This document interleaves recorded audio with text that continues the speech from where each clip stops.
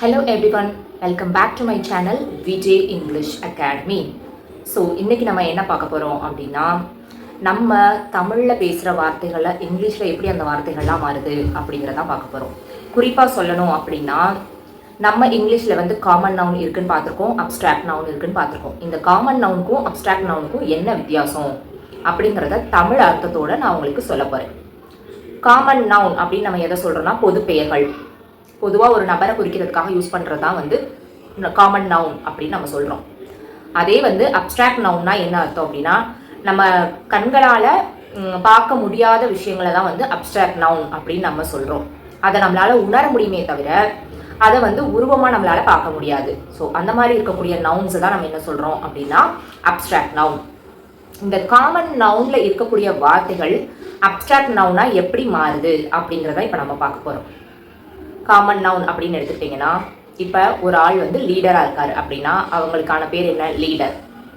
அதே அவர் வந்து ஒரு லீடர்ஷிப் குவாலிட்டியோடு இருக்கிறாரு, அதாவது தலைவனாகிறதுக்கான தகுதியோடு இருக்கிறார் அப்படின்னு சொல்கிறதுக்கு நம்ம இங்கே என்ன வார்த்தை யூஸ் பண்ணியிருக்கோம்? லீடர்ஷிப் அப்படின்னு நம்ம ஒரு வார்த்தை யூஸ் பண்ணியிருக்கோம். இப்போ லீடருக்கும் லீடர்ஷிப்புக்கும் ஒரு சில வித்தியாசம் இருக்கு இல்லையா? ஸோ அந்த மாதிரி தான் காமன் நவுனுக்கும் அப்ஸ்ட்ராக்ட் நவுனுக்கும் உண்டான வித்தியாசம் என்ன, எப்படி ஒரு காமன் நவுனை அப்ஸ்ட்ராக்ட் நவுனாக மாற்றுறது அப்படிங்கிறத பார்ப்போம். காமன் நவுன் வந்து ஒரு நபரை குறிக்கக்கூடியதுன்னு சொல்லிட்டேன். எஸ்ஹெச்ஐபி ஷிப்புங்கிற வார்த்தையை கடைசியில் சேர்க்கறது மூலமாக ஒரு காமன் நவுன் அப்ஸ்ட்ராக்ட் நவுனாக மாறுது. ஹூட் ஹெச்ஓஓடி ஹூட் சேர்க்கறது மூலமாக மாற்றலாம். என்இஎஸ்எஸ் நெஸ் சேர்க்கறது மூலமாக மாற்றலாம். டிஓஎம் டம் சேர்க்கலாம். ஐடிஒய் ஐஎஸ்எம் இதெல்லாம் சேர்க்கறது மூலமாக ஒரு காமன் நவுனை நம்மளால் அப்ஸ்ட்ராக்ட் நவுனாக மாற்ற முடியும். இப்போ நான் சொல்கிறது உங்களுக்கு சரியாக புரிஞ்சிருக்காதுன்னு நினைக்கிறேன். ஒரு எக்ஸாம்பிளோட சொன்னால் உங்களுக்கு கிளியராக புரியும். ஃப்ரெண்ட் அப்படின்னா என்ன சொல்வீங்க? ஹீ இஸ் மை ஃப்ரெண்ட் அப்படின்னு சொல்வீங்க. நண்பனை குறிக்கிறதுக்காக ஃப்ரெண்டுங்கிற வார்த்தை யூஸ் பண்ணுறீங்க. ஆனால் நட்புன்னு சொல்லணும்னா ஃப்ரெண்டுங்கிறதே யூஸ் பண்ணுவீங்களா? இல்லை தானே. ஃப்ரெண்ட்ஷிப். ஸோ இங்கே நான் ஷிப்பை ஆட் பண்ணியிருக்கேன். ஸோ காமன் நவுனாக இருக்கக்கூடிய வார்த்தை இங்கே நான் அப்ஸ்ட்ராக்ட் நவுனாக மாற்றிருக்கேன். நண்பனை உங்களால் பார்க்க முடியும், நட்பை உங்களால் பார்க்க முடியுமா? ஸோ அந்த மாதிரியான வார்த்தைகள் தான் இன்னும் சில எக்ஸாம்பிளோடு சொல்கிறேன். அடுத்த வார்த்தை என்ன அப்படின்னா சைல்டு. சைல்டுனா என்ன அர்த்தம்? குழந்தை. ஹீ இஸ் மை சைல்டு அப்படின்னு நம்ம சொல்லலாம். அதுக்கு பதிலாக குழந்தை பருவத்தை குறிக்கக்கூடிய வார்த்தை என்னன்னா, இங்கே நம்ம ஹெச்ஓஓடி ஹூட் ஆட் பண்ணி சைல்ட்ஹுட் அப்படின்னு நம்ம சொல்லணும். I could easily remember my childhood memories, those days are very beautiful. So இப்போ நான் சொன்ன சென்டென்ஸில் பார்த்தீங்கன்னா சைல்ட்ஹுட்டுங்கிற வார்த்தையை யூஸ் பண்ணியிருக்கேன். ஸோ அது குழந்தை பருவத்தை குறிக்கிறதுக்காக. அடுத்து பார்த்தீங்கன்னா கிங். கிங்னா எல்லாருக்குமே தெரியும்ல, அரசன். இது அப்ஸ்ட்ராக்ட் நவுனாக மாற்றணும்னா கிங்ஷிப் அப்படின்னு சொல்கிறாங்க. கிங்ஷிப்போட அர்த்தம் என்ன அப்படின்னு கேட்டிங்கன்னா அரசத்தன்மை அப்படின்ற அர்த்தம். லீடர், லீடர்ஷிப் நான் முன்னாடி சொன்ன மாதிரியே தான். திருடுறவங்கள நம்ம என்ன சொல்லுவோம்? தீஃப். அதே ஒரு திருட்டு நடந்துருச்சுன்னா என்ன சொல்லுவோம் அந்த இடத்துல? தெஃப்ட். Hero, heroism. இங்கே ஐஎஸ்எம் ஆட் பண்ணியிருக்கோம். Slave, slavery. ஸ்லேவ்னா அடிமை. ஸ்லேவரி அப்படின்னா அடிமைத்தனம் அப்படின்றத சொல்கிறது தான் ஸ்லேவரி. மேன் அப்படின்றது வந்து மனிதன் அப்படின்னு ஒரு ஆண் அப்படின்னு நம்ம சொல்லணும்னா மேன் சொல்லுவோம். மேன்ஹுட் இதுக்கான அர்த்தம் என்ன அப்படின்னா ஆண்மை. Brother, brotherhood. அவன் என்னோட பிரதர்னு சொல்கிறதுக்கும் எங்கள் ரெண்டு பேருக்குள்ள ஒரு உறவு வந்து ஒரு பிரதர்ஹுடான ஒரு உறவு இருக்குது, சகோதரத்தன்மை, சகோதரத்துவம் அப்படின்னு நம்ம சொல்லுவோம் இல்லையா? ஸோ அங்கே வந்து பிரதர்ஹுட் அப்படிங்கிற வார்த்தையை யூஸ் பண்ணணும்.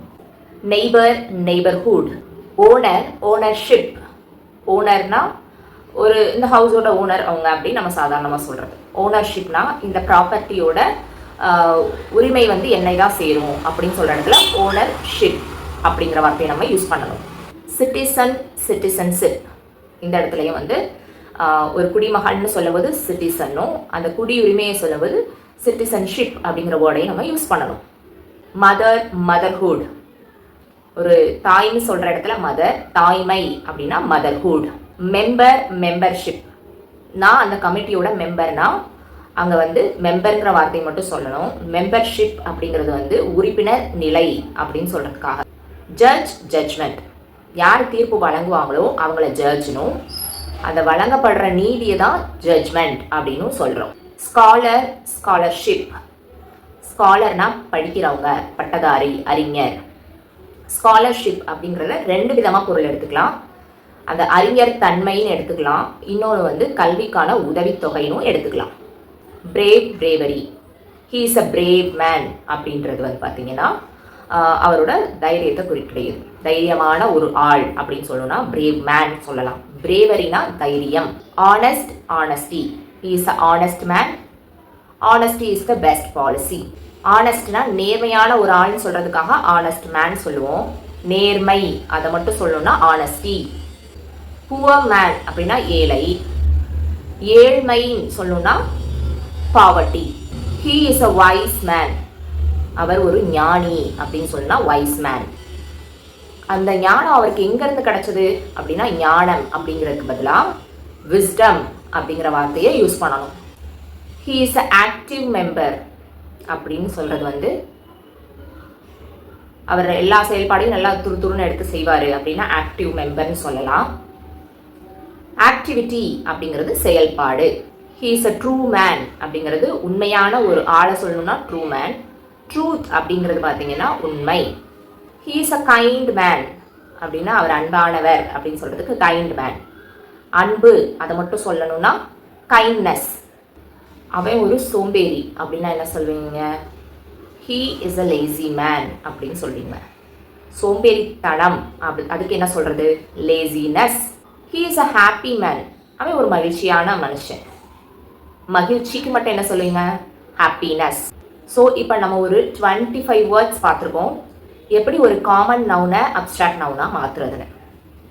நிறைய பேருக்கு இந்த காமன் நவுனுக்கும் அப்ஸ்ட்ராக்ட் நவுனுக்கும் உள்ள வித்தியாசம் தெரியாமல் ட்ரூன்னு சொல்லக்கூடிய இடத்துல ட்ரூத்துங்கிறதையும் பிரேவ்னு சொல்லக்கூடிய இடத்துல பிரேவரிங்கிற வார்த்தையும் மாற்றி உபயோகப்படுத்துகிறாங்க.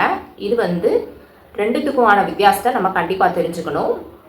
இந்த வீடியோ உங்களுக்கு யூஸ்ஃபுல்லாக இருந்துச்சுன்னா மறக்காமல் சப்ஸ்கிரைப் பண்ணுங்கள். கூடவே பெல் சிம்பலையும் ப்ரெஸ் பண்ணுங்கள். இதுக்கான எக்ஸாம்பிள்ஸை நான் வந்து டிஸ்கிரிப்ஷனில் கொடுத்துருக்கேன். அது ஒரு பிடிஎஃப் ஃபார்மேட்டில் இருக்குது. எக்ஸாம்பிள் சென்டென்ஸ் வேணும்னு நினைக்கிறவங்க அந்த பிடிஎஃப்பை டவுன்லோட் பண்ணி யூஸ் பண்ணிக்கோங்க. என்னோட பர்சனல் கோச்சிங் உங்களுக்கு தேவைப்படுதுன்னு நினச்சிங்கன்னா இந்த மெயில் ஐடிக்கு மெயில் பண்ணுங்கள். தேங்க்ஸ் ஃபார் வாட்சிங் this video. Will see you again.